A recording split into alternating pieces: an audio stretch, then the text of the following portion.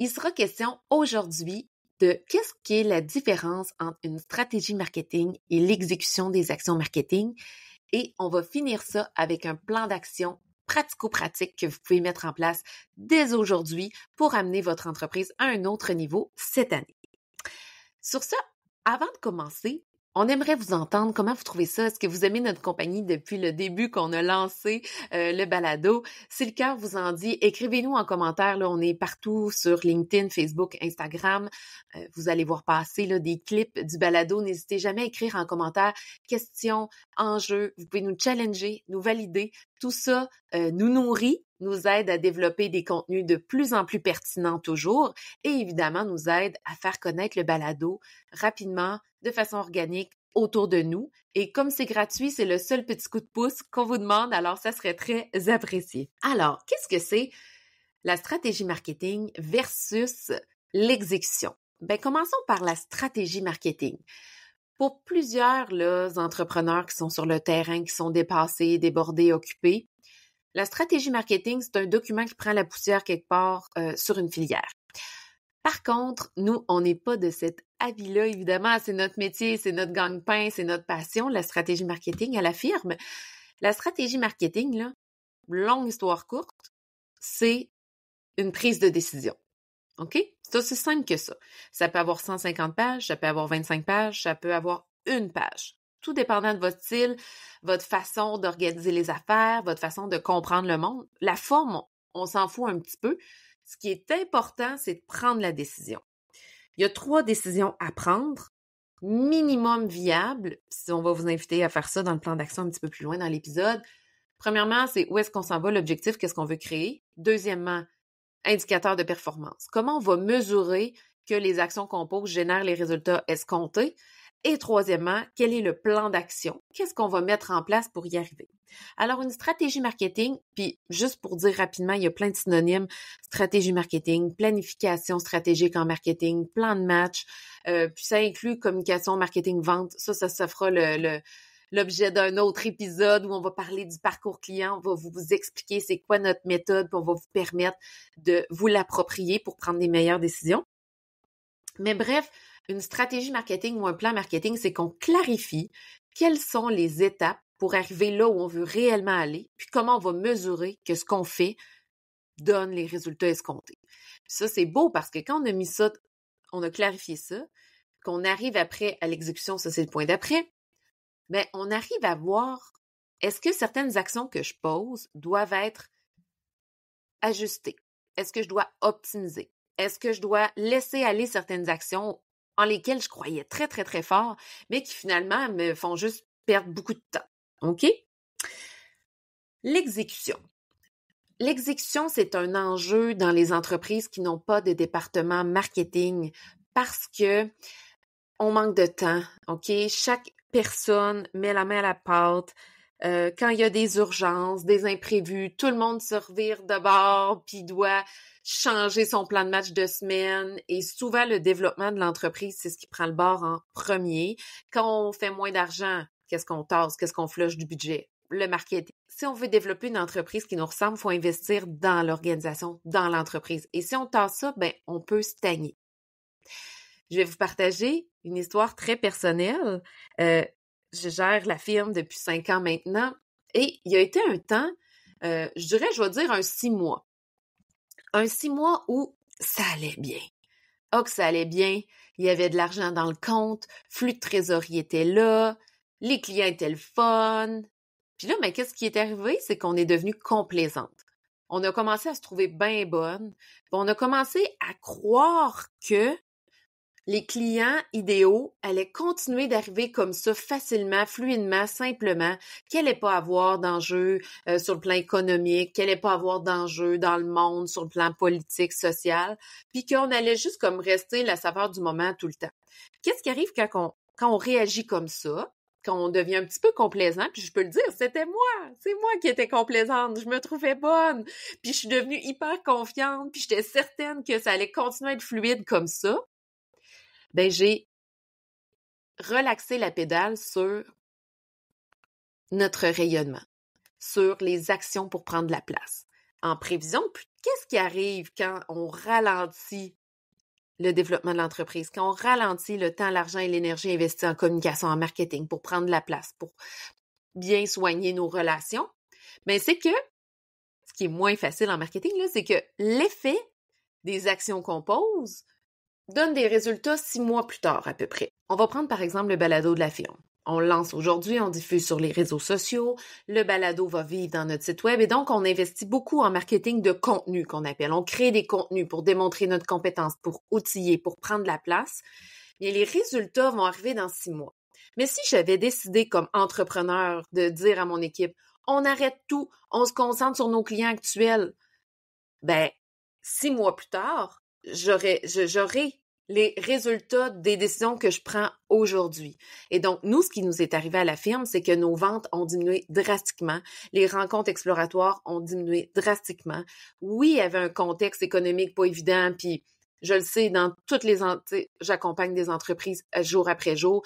Il y a toutes sortes d'autres cabinets même qui me disaient là, qui sont pas en marketing, qui vivent exactement la même affaire que nous. C'est beaucoup plus difficile d'avoir un oui, etc., de par le contexte.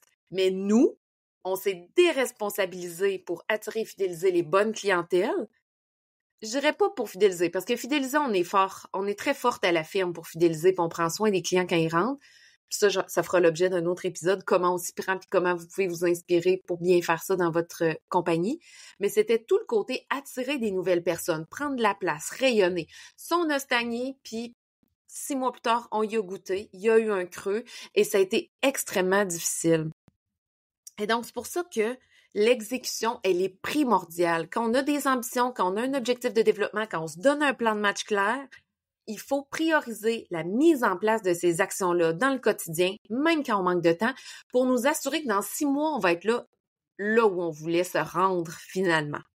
Et pourquoi c'est important? Dans notre pratique à la firme, ce qu'on observe, c'est que les entrepreneurs, les gestionnaires qui n'ont pas compris l'importance de la planification stratégique en marketing et de la concrétisation des actions, souvent, ça se trouve à être soit des gens qui ont un beau plan de match dans un planner qui est cute, qui est bien cute sur Instagram, mais qui se passe jamais rien, puis qui avance pas.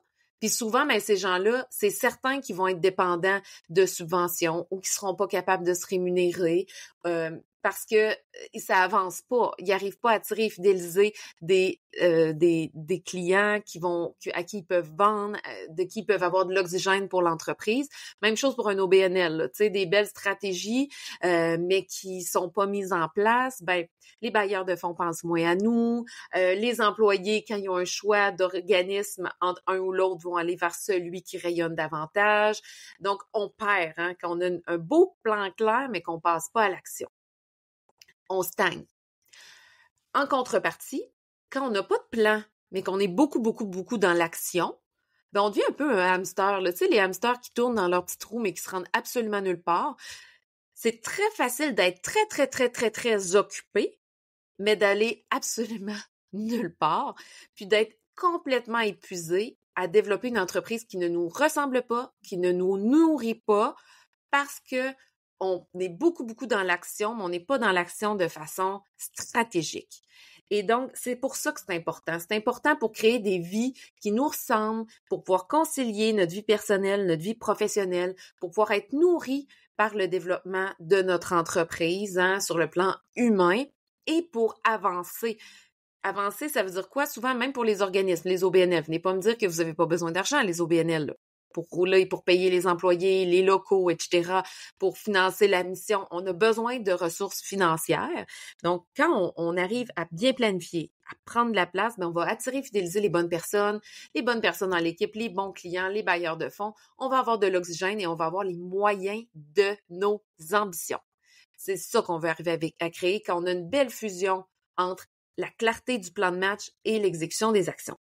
Maintenant, on passe au volet plan d'action. Là, vous dites, c'est bien beau, Mère Michel, mais moi, j'ai pas le temps. Là, je vous entends parler d'ici. Là. Moi, c'est pas pareil parce que j'ai pas la même réalité. Puis, tu sais, au fond, ça finit toujours par se ressembler, une réalité et une autre.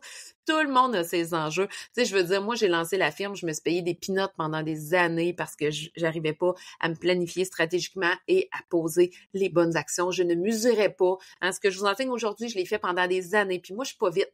Ça m'a pris énormément de temps avant de comprendre cette recette-là, puis je vous la partage aujourd'hui.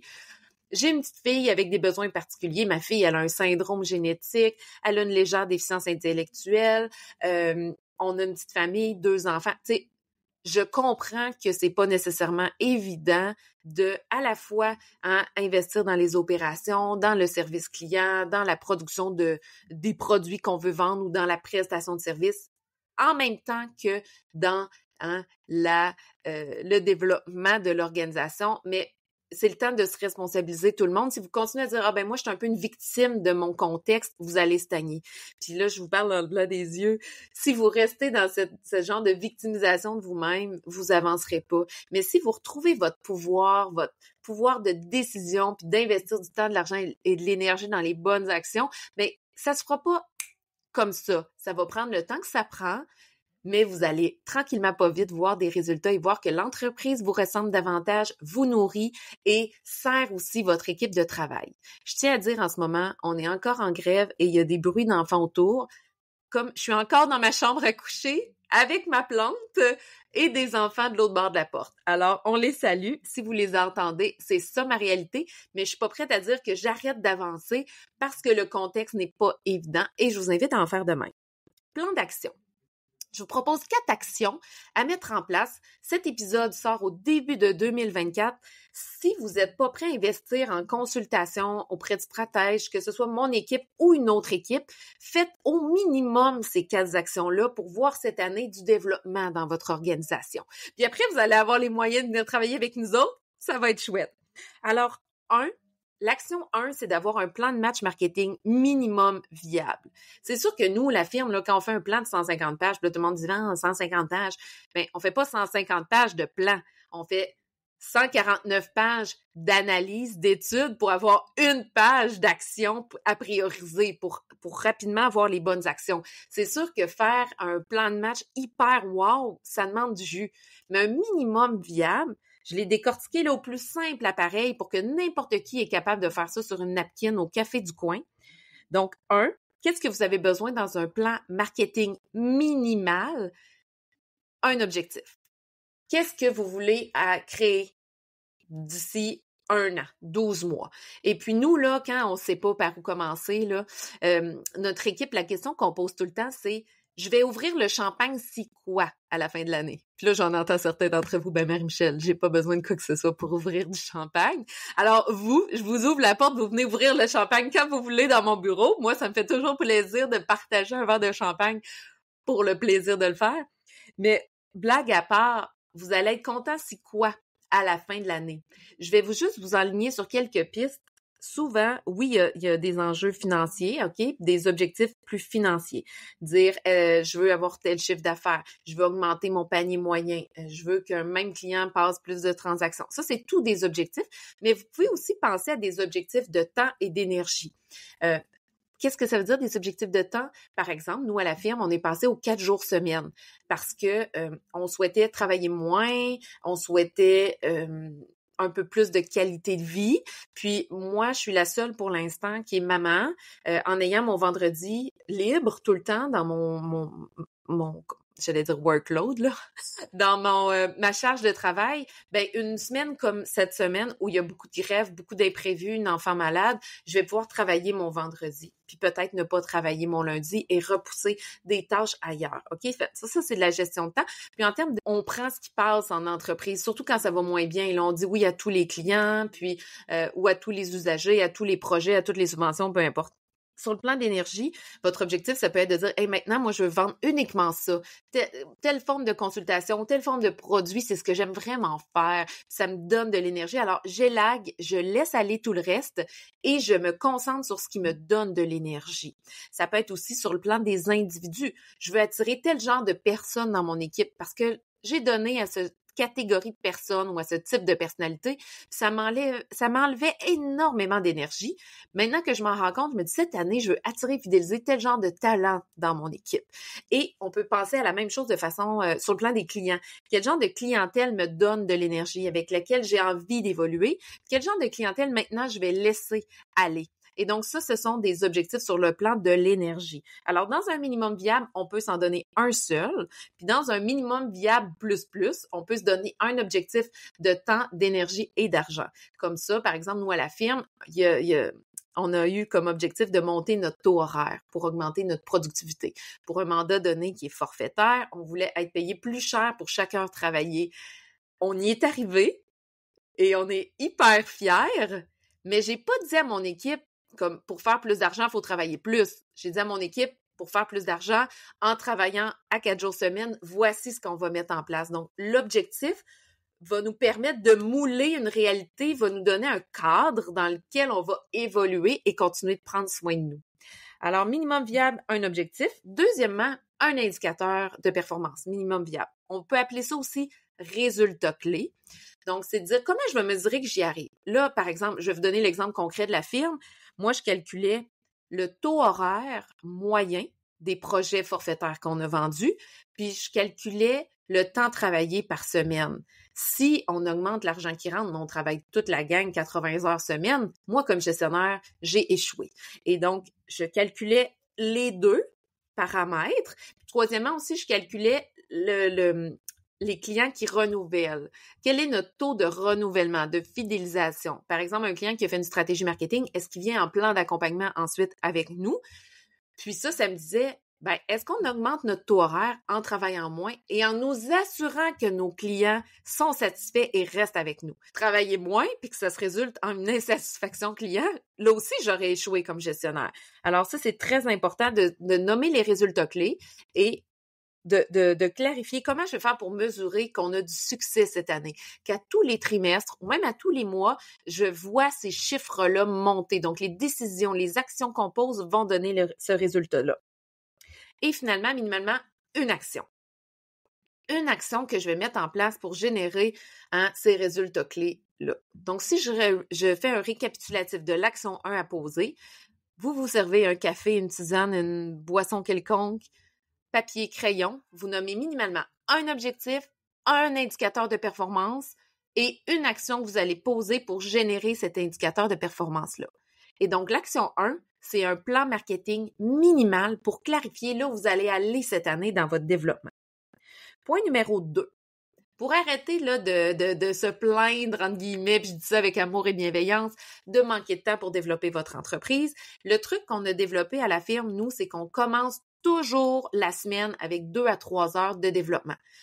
Donc, lundi matin, je le sais que mon équipe ne prendra pas ses courriels, ne sera pas dans Slack, ne va pas m'appeler avec une urgence parce qu'ils sont en train de faire leur développement d'entreprise. Avant de commencer la semaine, elles investissent du temps dans des actions pour développer la firme marketing. Donc, elles ne seront pas sur des dossiers clients, elles ne seront pas en stratégie client. Et puis, après, ça va être fait.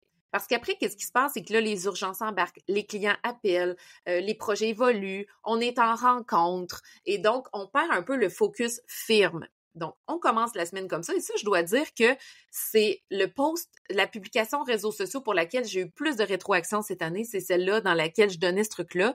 Il y a plein de gens qui ont mis ça en place, qui m'ont dit « Oh my God, ça a changé ma vie, j'avance ma business. » On parle de 2 heures. Mais si toutes les semaines, vous investissez 2 heures dans l'action que vous avez à avoir choisie en point 1, bien, vous allez voir que ça avance tranquillement pas vite. Donc, je veux juste dire aussi, certains qui voient ça comme carrément impossible d'avoir un temps de développement, je vais mettre dans les notes de cet épisode un lien vers un outil gratuit qu'on offre à tout le monde. C'est un défi 5 jours, 5 décisions à prendre avant d'investir 1 pièce en marketing. Et une de ces décisions-là, c'est d'organiser votre horaire de semaine, votre plan de semaine idéal. Alors, je vais mettre le lien dans les notes de cet épisode. Allez tout de suite, cliquez, vous inscrire, c'est gratuit, vous intégrez votre prénom, votre courriel et vous allez recevoir les courriels Alors, c'est vraiment un outil extraordinaire pour tous ceux qui, en 2024, veulent prendre leur horaire en main, veulent prendre leur budget en main, puis veulent enfin développer une entreprise qui leur ressemble. Vraiment, allez vous inscrire, c'est super simple. Point numéro 3, au minimum, un indicateur qui est validé le premier du mois.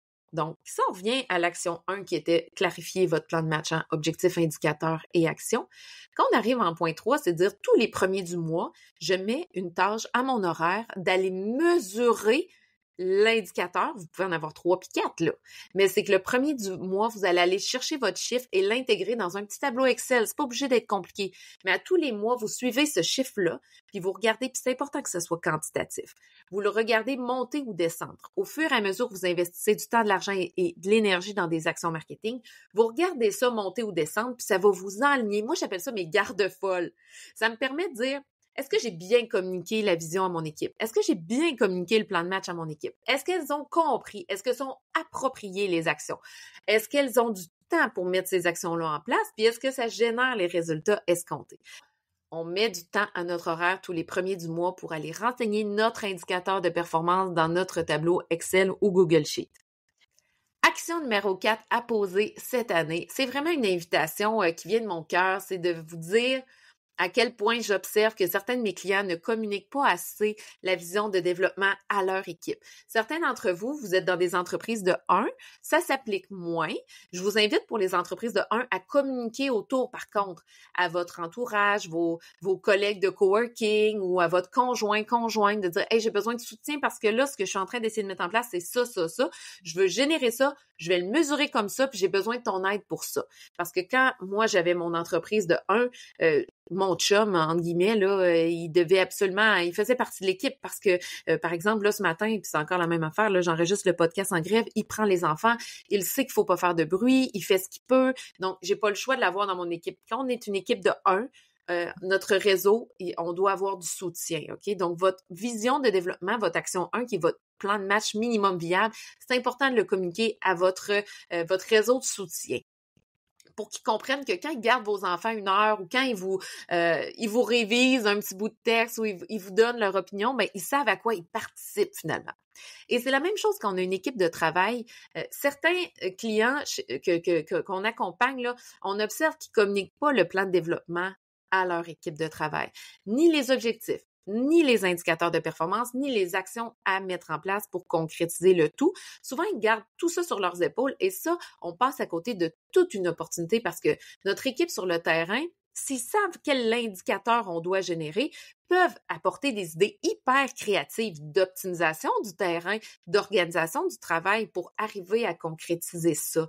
Et donc, prenez le temps de communiquer votre plan de développement minimum viable, l'action 1, à votre équipe et aussi à tous les mois de communiquer à tout le monde le chiffre ou les 3 chiffres ou les 5 chiffres qui sont vos indicateurs de performance pour dire « Hey, la gang, on voulait augmenter le panier moyen, il diminue. » Ou « Hey, ça augmente, bravo, ce qu'on fait, ça fonctionne. » Donc, ça va soit être très, très validant des actions que vous posez, puis ça va motiver l'équipe à continuer dans cette direction-là, ou ça va être votre garde-fou, votre garde-folle qui vous dit « Minute papillon, les actions que tu poses en ce moment ne donnent pas le résultat escompté. T'aimais beaucoup l'idée des nouveaux t-shirts, là, puis des hoodies, puis du gros logo sur le mur, mais ça ne te fait pas avancer, OK, dans la direction que tu voulais donner à ton année, et ça vous permet de vous ajuster en cours de route. » Donc, en termes de récapitulatif, 1, minimum viable, on veut un plan de match qui comprend un objectif, un indicateur de performance et une action. 2, on veut, dès le début de la semaine, en action 2, faire de la place à du temps de développement de l'entreprise pour soi-même et pour son équipe. Et pour ceux qui trouvent que c'est tout un casse-tête de trouver 2 heures dans l'horaire, je vous invite à vous inscrire au défi 5 décisions à prendre avant d'investir une pièce en marketing. C'est dans les notes ci-bas. Troisièmement, minimum un indicateur qu'on regarde tous les premiers du mois, qu'on suit et qu'on communique à l'équipe. Et 4, communication à l'équipe, c'est important. C'est quoi le plan de match cette année? Qu'est-ce qu'on va accomplir? Quelles sont les actions qu'on va mettre en place? Le budget, le temps, l'énergie à y investir. Et puis, de continuer à leur communiquer tous les premiers du mois qu'est-ce que ça donne? Qu'est-ce que ça donne en termes d'indicateurs de performance? Est-ce qu'on voit que ça monte? Est-ce qu'on voit que ça descend? Est-ce qu'on doit se réajuster? Alors, voici, c'était nos 4 actions qu'on vous recommande cette année pour allier enfin stratégie marketing et exécution. Si ça travaille ensemble, vous allez de plus en plus créer une entreprise qui joue dans la cour des grandes, même si vous n'avez pas de département marketing. Si ce n'est pas déjà fait, je vous invite à vous abonner à ce balado sur la plateforme de votre choix. C'est vraiment déterminant pour nous aider à prendre plus de place avec le balado. Le balado est gratuit, vous le savez, mais nous, la seule chose qu'on demande, c'est du soutien. Ça serait vraiment apprécié si vous pouviez aller écrire un petit avis dans la plateforme de balado de votre choix pour dire qu'est-ce que vous pensez du balado, qu'est-ce qui vous est utile, qu'est-ce que vous avez ramené à la maison. Ça va nous aider grandement dans le développement de notre équipe cette année. Alors, sur ce, je vous remercie de votre temps. J'espère que vous repartez avec des superbes actions qui vont changer la donne pour votre entreprise cette année et je vous dis à la semaine prochaine.